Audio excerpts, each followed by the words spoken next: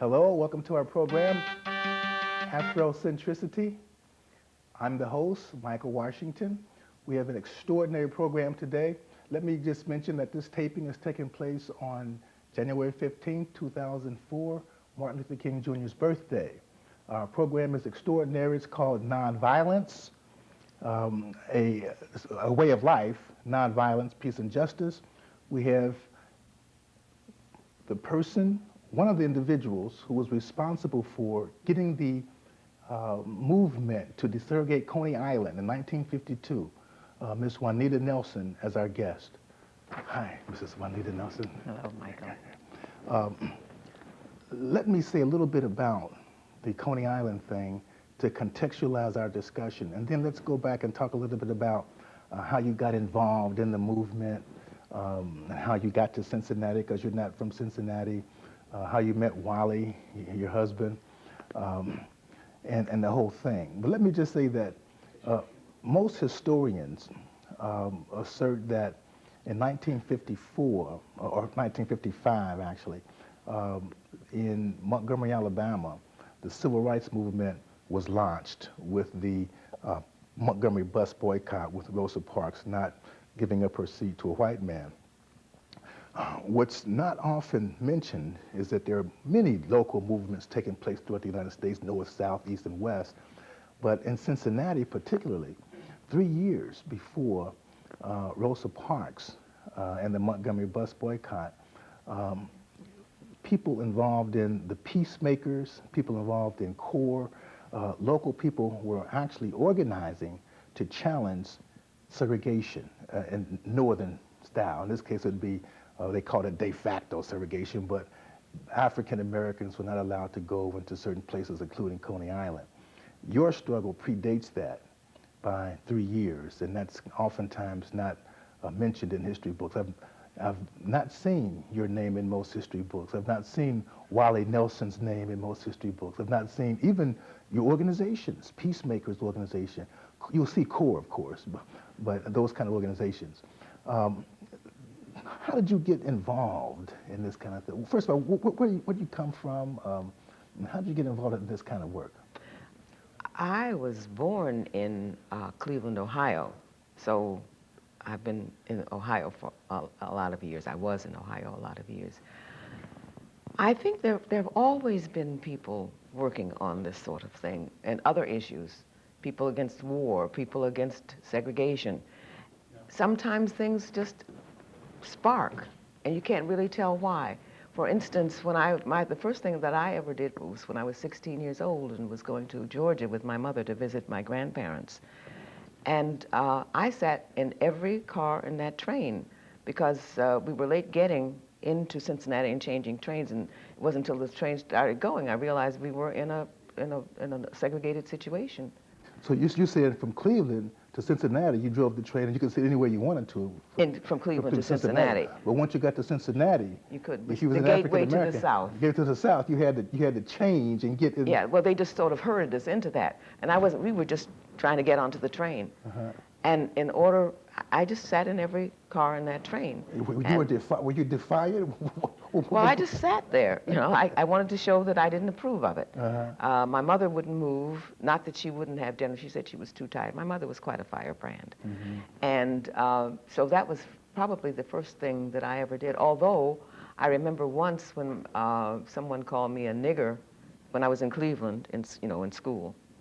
And my mother said, "Oh, what are you worried about that? You know who you are. Those people don't know what's going on. Forget it." So your mother had the same spirit, the spirit of justice, righteousness, and to stand up for righteousness in those situations. Right. And then I went to Howard University in D.C. in '41.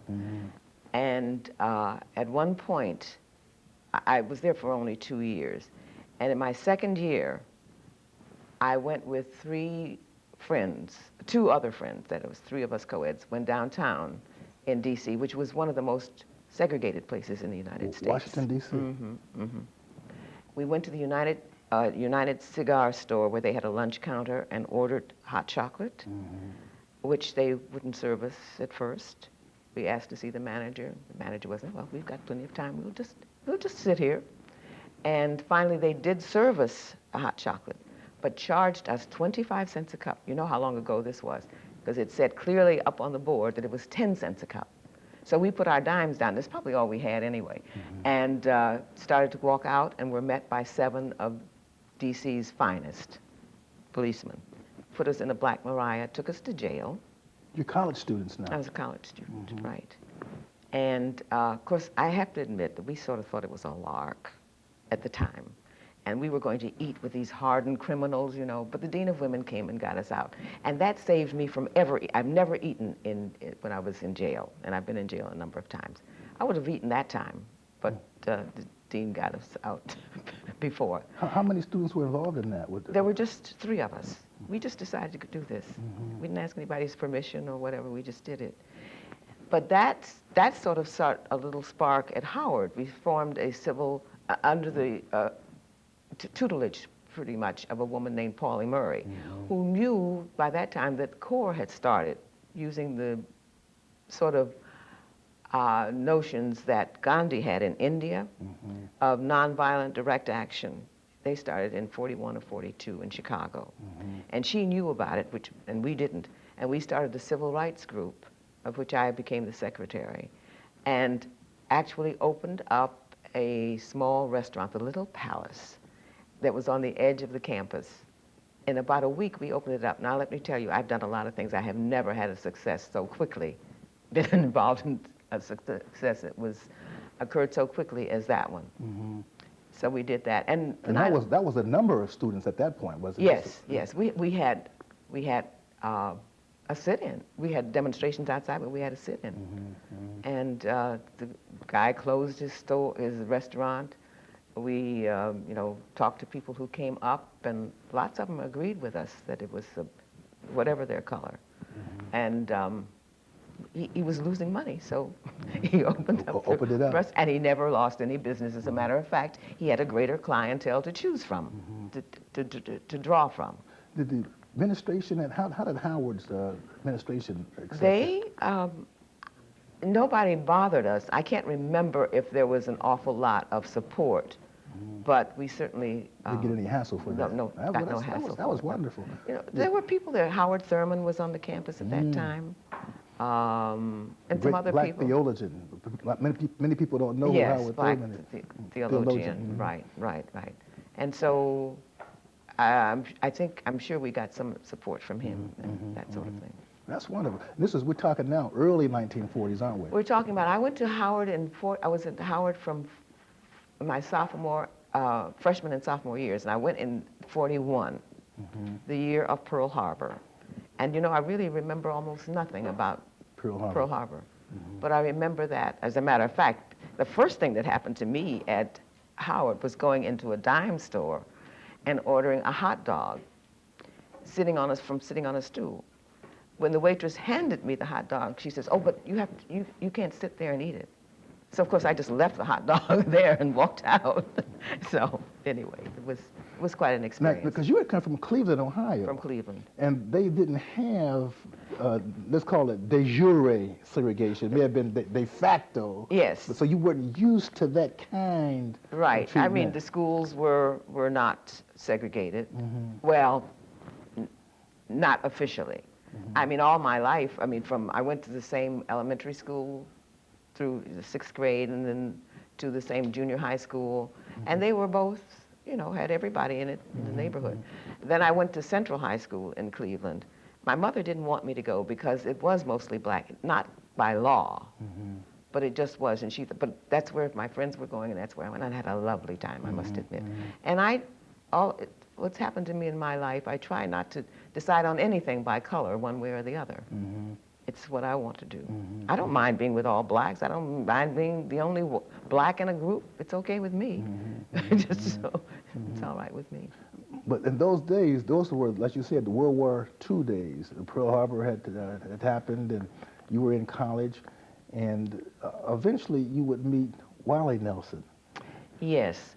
Well, what happened is that after my second year, I had written a column for the Cleveland Call-and-Post. Your major was journalism in college? Well, I wanted it to be, but they didn't have journalism there, so I majored in English. at that time. But you were interested in journalism. Journalism, yes, in writing too. Right. Yes. And I wrote a column about students from Ohio for the Call and Post.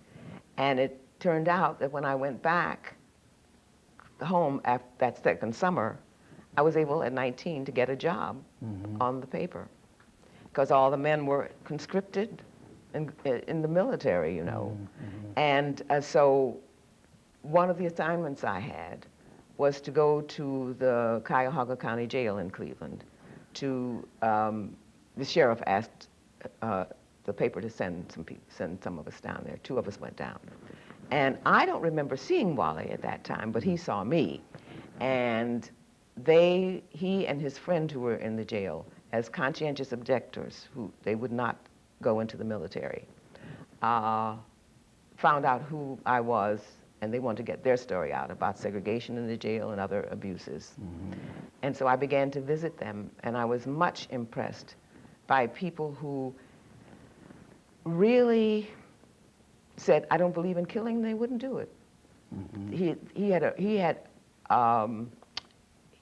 had registered as a conscientious objector, or as he would say, a conscientious asserter, which I think is a very good way to put it, and had gone to this camp in Coshocton, a CPS camp, Civilian Public Service Camp, which was the place for people that the government deemed sincere in their opposing war. But after he'd been there for a while, he realized that he was still a conscript and he was still under the military. And he walked out of the camp after about a year, and they were all arrested. And then while the case was on appeal, they were in the Cuyahoga County Jail. And so I began to visit them, and I was just really impressed. And I was, even aside from the war, you ask these $64 questions. I had been involved in Corps. I had helped to form the Cleveland Corps by that time. But I still hadn't thought much about pacifism. And so when he said, even if somebody would threaten to kill him, he would not try to kill that person. While he said this? Yes. He said he wouldn't decide that his life was more important than somebody else's. And that just spoke to me, and I think I became a pacifist on the spot. At that point. Right. So were you still writing? You would write for the Call and Post? Yes, and I wrote a story or two on Wally and Joe, who were there in prison.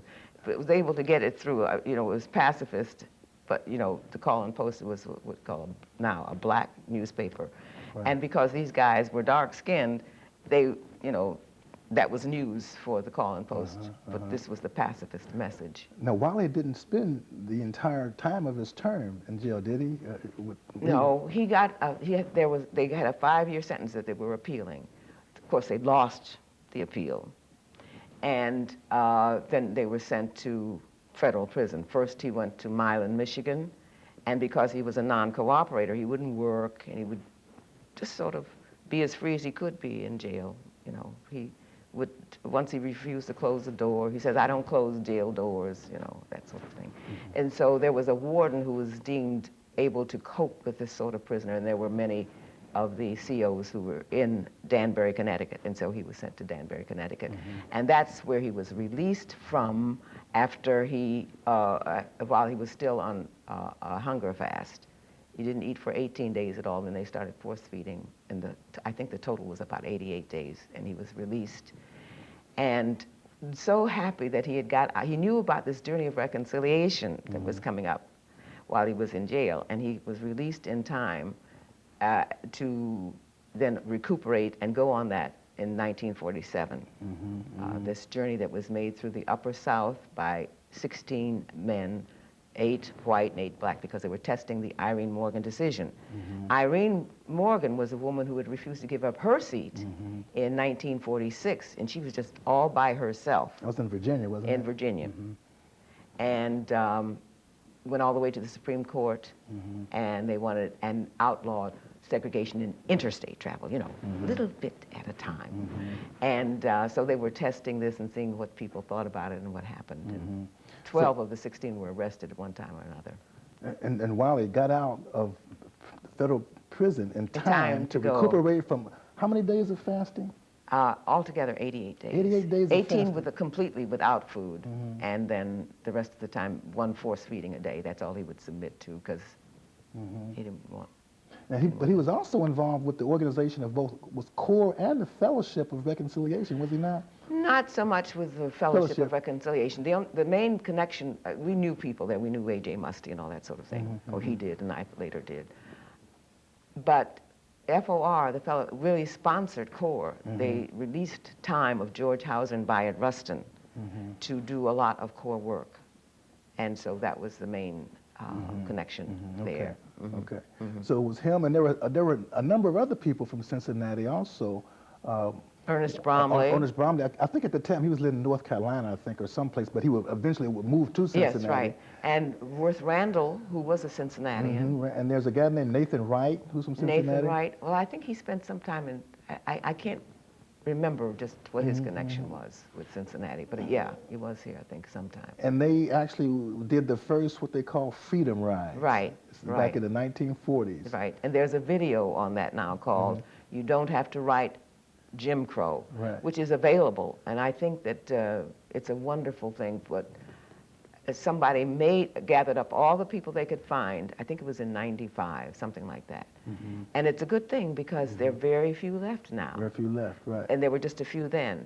And they rented a vintage, 40 vintage Greyhound bus and went over some part of the same route and talked while they were on the bus and stopped to see people who had helped them. I think it's a very wonderful movie. Now at that time, I guess you and Wally had gotten together. Yes, we started living together in 1948. 48, okay. And you moved here to Covington, Kentucky? Yes, we lived in the parsonage of Reverend Sherrod, who had a church, right next to it. And Wally got a job as a carpenter's helper, because as we had already started tax refusing, which we've done all our lives then. And so if you're a tax refuser, you have to find jobs where they don't take the taxes out, the withholding taxes, because we weren't willing to pay anything. No. And he was able to do that. Now, when you say tax refusing, can you tell us a little bit more about what that means? It means that at least half, I wish I had one of those flyers with me up here, but anyway, at least half of the money that is withheld goes to the military. And for us, it seemed intolerable that Wally had spent all this time in prison because he wouldn't fight, and then for us to pay for somebody else to go kill and be killed didn't make any sense, whatever. And also by that time, a group called Peacemakers had formed, whose platform was, started in 48, and that was the time of the peacetime draft. And part of Peacemakers' platform was non-registration for the draft. No playing around, no registering as a CO, non-registration and non-payment of war taxes, along with community and not taking interest and all sorts of things. So those were two basic tenets of that group. And actually, there were two centers of Peacemakers. It was more a movement. We didn't have offices and all that sort of thing. And Ohio, the Southern Ohio was one center of it, along with New York City. I mean, there were people all over. It was a northern kind of a operation at that point, wasn't it? Yes, pretty much, although there were people all over, you know. But it was those two were sort of had the concentrations of Peacemakers. And then you were actually living in Covington, but you did a lot of work with Reverend Maurice McCracken. Right, yes. We lived in Covington. Our lives were mostly centered in there. And then we met Maurice McCracken, and we moved in 1950 to a place called Gannett, which is just beyond Reading, Ohio, you know, beyond Cincinnati. And we moved into a completely sharing community with Ernest and Marion Bromley, and at that time they're one child. And so we helped to found the Cincinnati Committee on Human Relations. Known as the CCHR. That's right, that's right. And that grew out of a conference on human relations that Wally worked on. He came here to stay. He came to Cincinnati to stay for a week or so to see his friend Worth Randall, and he stayed for years altogether. And CCHR was, in a sense, affiliate of local core, I guess. An affiliate of National Core. National Core, National Core, okay. And they were doing the work, and then you made a decision that you would begin to challenge segregation in Cincinnati? That's right, and the first big, I mean, we did various little things like little restaurants, and some of the movies were segregated and all that, but our big campaign was, no, the first one was the music schools. At that time, there was the College of Music and the Conservatory, Right, of Music. Right. And so we had a 3-year campaign on that and had all sorts of things going on and really got them to open the doors to everybody. So with that victory under our belts, we decided to tackle Coney Island, but we didn't have as much success with that. That was a hard nut to crack. And at one time, 3 of the 4 adults of our household were in jail. We had taken a car to the entrance, you know, to get in, and we couldn't do it, and we would move the car so that people were backed up behind us, and we were arrested eventually, and we non-cooperated. That was Marion Bromley, Wally, and myself.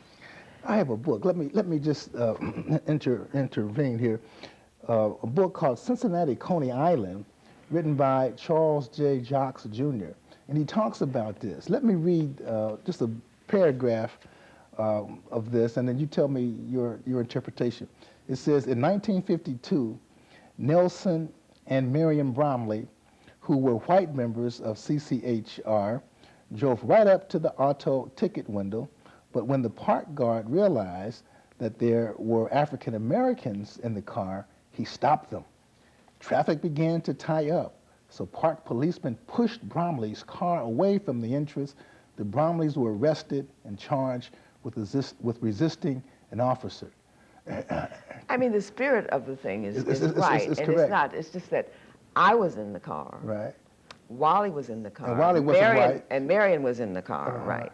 And I don't know whether our friend Harold Goldberg, who still lives in the Cincinnati area, where does he live? He lives on Sharon Road in Glendale. In Glendale, right. So the 4 of us were in jail, but Harold got out. But we were not eating. They had to carry us into jail. They had to carry Harold too. He was the heaviest one. That was kind of a big job for them. I don't mean he was gross or anything, but he was. Did you guys practice that? No. How did everybody know? You just went limp. Yeah. And you forced them to carry you. How did everybody know to do that? Well, we just felt that way. You know, you say a tactic. It's not a tactic. Well, you know, the historians who write core, Rudrick. And they seem only have 5 minutes left. Time goes really fast. Yeah. They argue that your husband, Wally Nelson, was working with CORE at the time, and he was training. And he was the first paid field worker. First paid field worker. CORE. And they had been doing these workshops, but he brought into this workshop this new thing, which he experimented, they say, in Cincinnati. And it's a tactic of nonviolent civil disobedience, of going limp when being arrested, and once you are arrested, to fast. The reason I say it's not a tactic, it isn't say, oh, this is going to get us to do this and this. It's not true. It's a feeling that once you're arrested, that's the only thing that is available to you. As a nonviolent. Because you can't get out. If you're in jail, for instance, you're in jail, you're in a cell.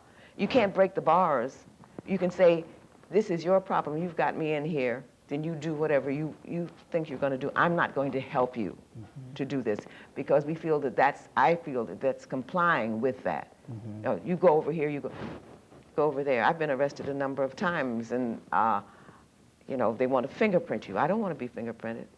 I was arrested in connection with tax refusal, and I was taken to jail in my bathrobe because they came so early in the morning. The agents came that I had nothing on but my robe. I wasn't going to get dressed. I didn't want to go to jail.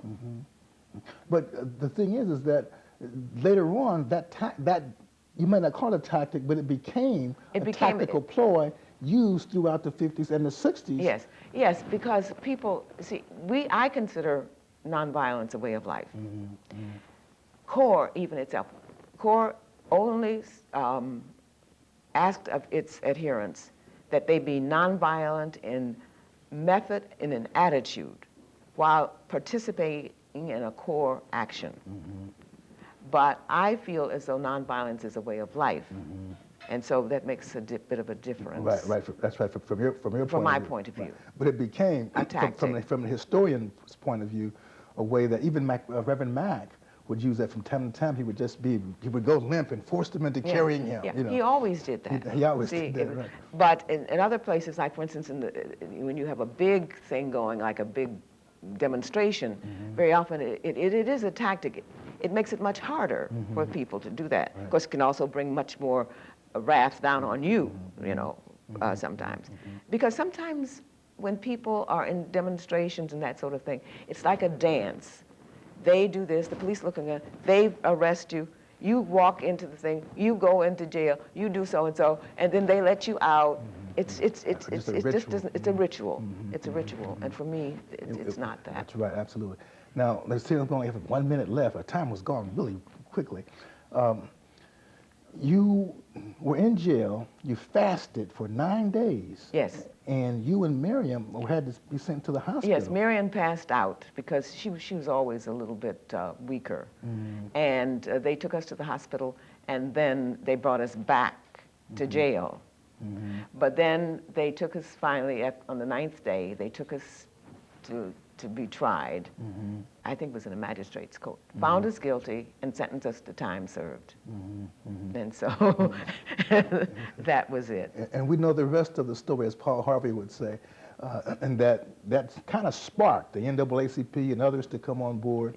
And it wouldn't be until 3 years later, 1955, that Coney Island would actually be integrated, if you will, the main part. The main part. Right, it was never completely, that's right, as far as I know. Well, and it's closed now. It no longer exists. Right. Well, now the main park is Kings Island. But what happened was in 1960, they finally did integrate the swimming pool and eventually also the dance hall. And I'm going to give you this book because I promised when I met you at Smith College, I promised I was going to give it to you. But I wanted to wait till we got on air so everybody could see that I kept my promise. Thank you. And of course, and our time has just run out. But we're going to continue our discussion here, and with hopes we can bring Juanita back to Cincinnati.